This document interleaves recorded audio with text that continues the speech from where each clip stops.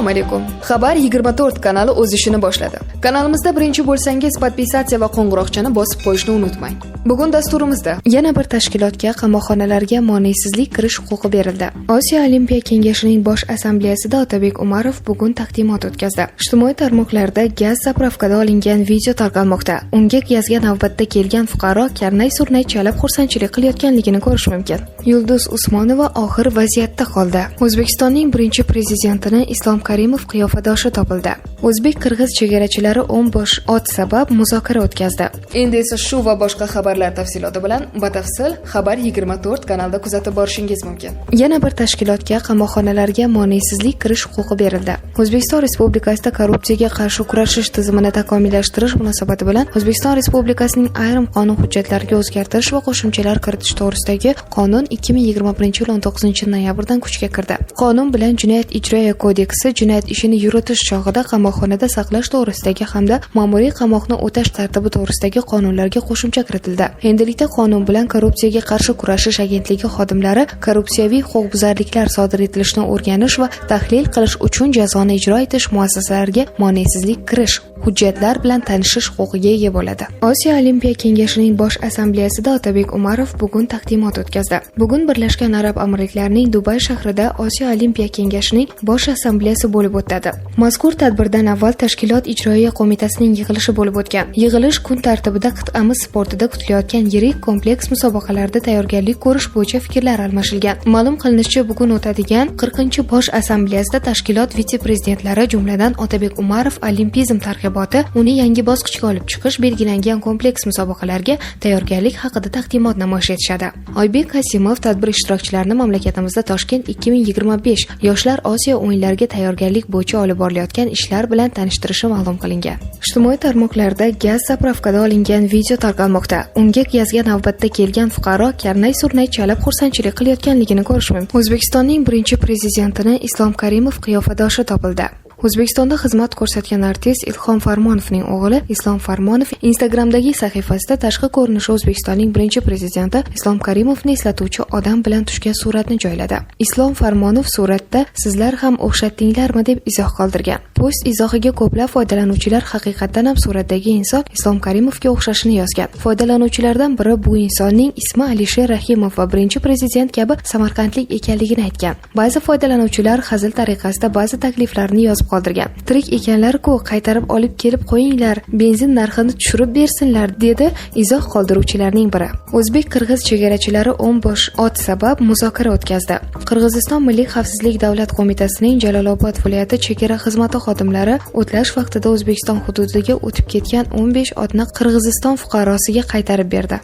Qirg'iziston chegara xizmati xabariga ko'ra, 17 noyabr kuni So'qoq tumani Orol qishlog'ida yashovchi fuqaro O'zbekiston hududiga o'tib ketgan otlarni qaytarib berishni so'rab chegarachilarga murojaat qilgan. Uning so'zlariga qaraganda, 14 noyabr kuni o'tlayotgan vaqtida otlarni bir muddat qarovsiz qoldirgan. Qayd etilishicha, otlarni qaytarish bo'yicha Qirg'iziston va O'zbekiston chegarachilari o'rtasida muzokara o'tkazilgan. Natijada barcha otlar Qirg'iziston fuqarosiga qaytarilgan. Ta'kidlash joiz, ikki respublika chegara bo'linmalarining bunday tezkor hamkorlikni Qirg'iziston-O'zbekiston qo'shma davlat chegarasidagi muammoli masalalarni samarali va tezkor hal etish imkonini beradi. Yulduz Usmonova og'ir vaziyatda qoldi.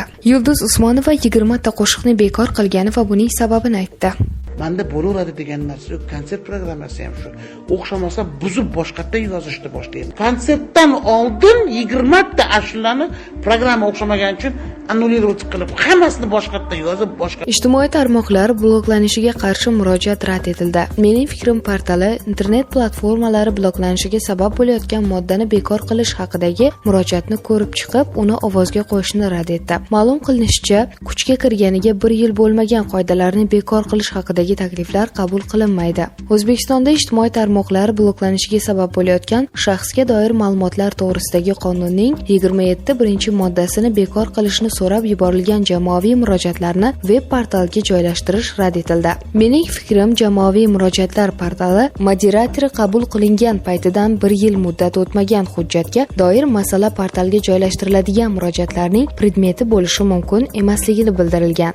Mening fikrim veb portali orqali elektron jamoaviy murojaatlar berish va ularni ko'rib chiqish tartibi to'g'risidagi nizomning 11-bandida mazmuni va ma'nosiga ko'ra veb portalga kelib tushgan, joylashtirilgan murojaatlarga o'xshash bo'lgan yoxud qabul qilingan paytidan e'tiboran 1 yil muddat o'tmagan vakolatli davlat organining qarori qabul qilib bo'lingan murojaat mening fikrim veb portaliga joylashtiriladigan murojaatlarning predmeti bo'lishi mumkin emas. Ya'ni mazkur qoidaga muvofiq sizning 746/21 sonli murojaatingizga bildirilgan O'zbekiston Respublikasining shaxsga doir ma'lumotlar to'g'risidagi qonunining 27-moddasini bekor qilish haqidagi taklifingiz 2021-yilning 16-aprelida kuchga kirgan bo'lib, mazkur masala u kuchga kirgan sanadan e'tiboran 1 yil muddat o'tgandan so'ng mening fikrim veb portaliga ko'rib chiqildi. Shu munosabat bilan murojaatingiz mening fikrim veb portaliga joylashtirilmasligi ma'lum qilindi, deyiladi moderator javobida.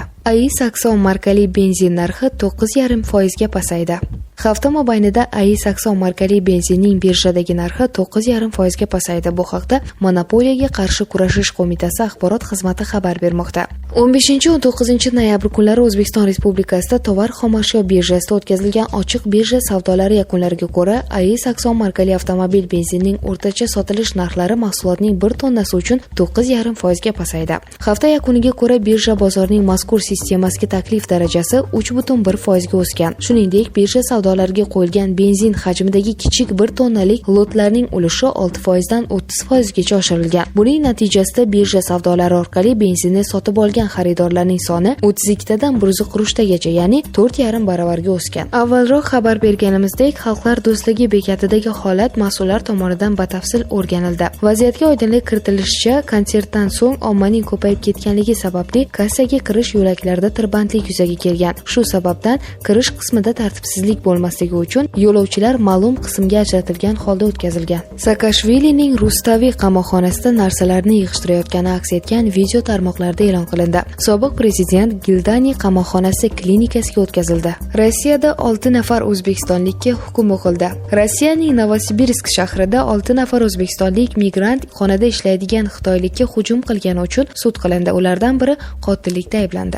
Novosibirsk sudi hukmiga ko'ra, hujum qilganlarning 5 nafari 8 yildan 10 yilgacha muddatga koloniyaga jo'natilgan. Qotillikda aybdor deb topilgan yana bir o'zbekistonlik 16 yil umrini qamoqda o'tkazadi. Qayd etilishicha, jinoyat guruhi 2019-yilning yozida issiqxona majmuasi hududida 2 marta Xitoy fuqarolariga hujum qilgan. Talonchilar xitoyliklarni kaltaklab, buyumlarni talon-taroj qilishgan. Hujum paytida xitoyliklardan biri halok bo'lgan. Hujumlar natijasida yetkazilgan zarar 1,7 million rublga baholangan. 16 yoshga to'lmagan bolalari bor yolg'iz onalarga soliq imtiyozi qo'llaniladi. 2 va undan ortiq 16 yoshga to'lmagan bolalari bor yolg'iz onalar uchun soliq imtiyozi qo'llaniladi. Bu haqda Adliya vazirligi xabar bermoqda. Qonunchilikka ko'ra 2 va undan ortiq 16 yoshga to'lmagan bolalari bor yolg'iz onalarning mehnatga haq to'lash eng kam miqdorning 1,41 baravari miqdoriga daromadlari soliq solishdan ozod etiladi. Bu imtiyoz har bir bola uchun fuqarolik holati dalolatnomalarini yozish organlari tomonidan taqdim etiladigan ma'lumotnoma asosida beriladi.